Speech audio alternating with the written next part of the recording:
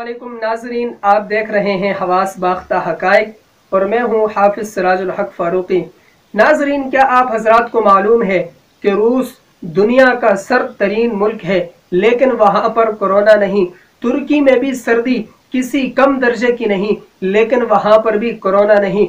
Afghanistan Iran की बगल में वाक़ है, लेकिन वहां भी कोरोना नहीं। दुबई समेत अरब के बेशतर ममालिक के अंदर कोरोना से हलाकत की किसी आदमी की भी खबर तक नहीं। आखिरकार यूरोपीय यूनियन और उसके ममालिक चीन, इटली, फ्रांस और पाकिस्तान में कोरोना कैसे आया और क्यों आया, इसके पीछे जो खुफिया साजिश और मंसूबा है, उसे सुनकर आप हवास बाख्ता रह जाएंगे।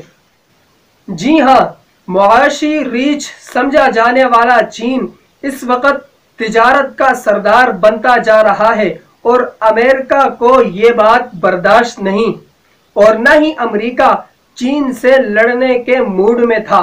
अमेरिका ने अफगानिस्तान से निकलते ही दुनिया की तवज्जो कोरोना वायरस की तरफ करवा दी। तालिबान ने अमन मुआहिदा जब अमेरिका से किया तो अमन मुआहिदा होते ही चीन में कोरोना वायरस की खबर पूरी दुनिया में फैल गई।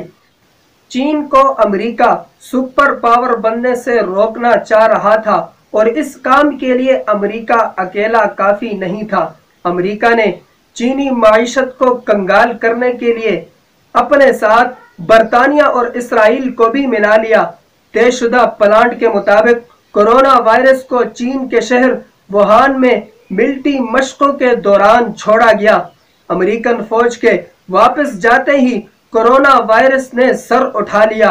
इब्तिदाअन तो खुद चीनी हुक्काम भी हवास बाख्ता थे कि वायरस आखिर आया कहां से।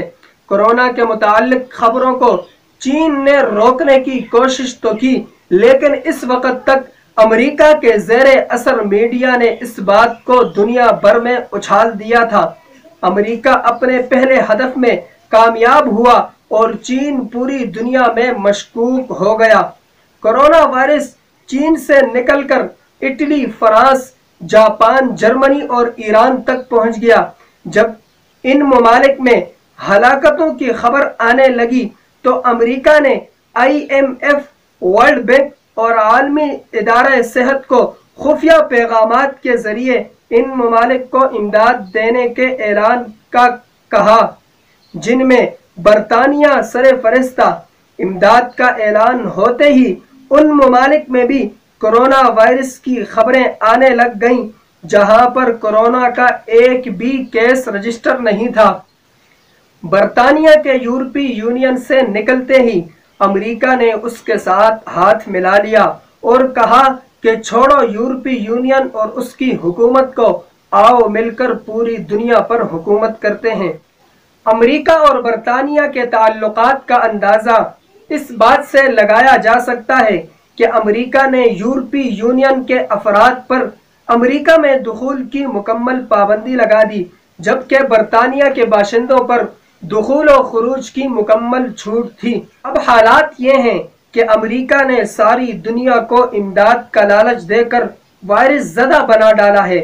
अमेरिका ने चीन को नंगा करने के लिए मीडिया का भी खूब सहारा लिया और दुनिया को बावर कराना चाहा कि चीन कुछ भी नहीं कर सकता और पूरी दुनिया को चीन से तिजारती ताल्लुकात मुनक़ते करने पर मजबूर कर दिया।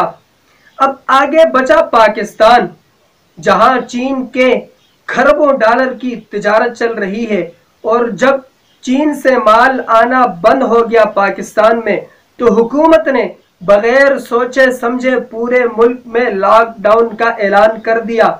यहाँ तक के सी पैक पर काम करने वाले अफराद, इंजीनियर और कंपनियां चीन से भागने लगी। दुनिया को सुई से लेकर एटम बम तक देने वाले चीन की हालत इतनी बदतर हो चुकी कि वो दूसरे ममालिक से मास्क मांगने पर भी मजबूर हो रहा है, और यही अमेरिका का पहला हदफ है। इराक, अफगानिस्तान और शाम में खरबों डॉलर लगाकर जंगों में नाकामी के बाद अमेरिका ने एक ऐसी घिनौनी साजिश रची कि अब ऐसी जंग लड़ी जाए कि जिसमें امریکہ کا ایک فوجی بھی نہ مرے اور دنیا پر بھی راج ہو سکے۔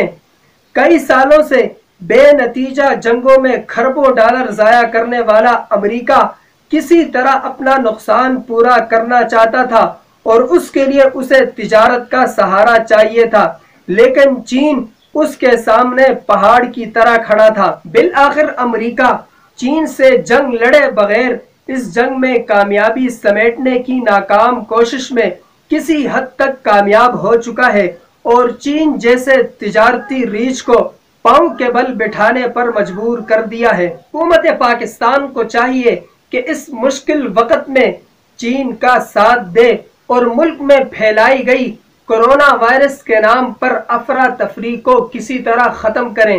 کورونا وائرس کے پیچھے اور کون کون سی سازشیں چل رہی ہیں یہ بھی ہم آپ کو بتائیں گے اور دکھائیں گے انشاءاللہ العزیز۔ اگلے ایپیسوڈ میں دیکھتے رہیے گا حواس باختہ حقائق۔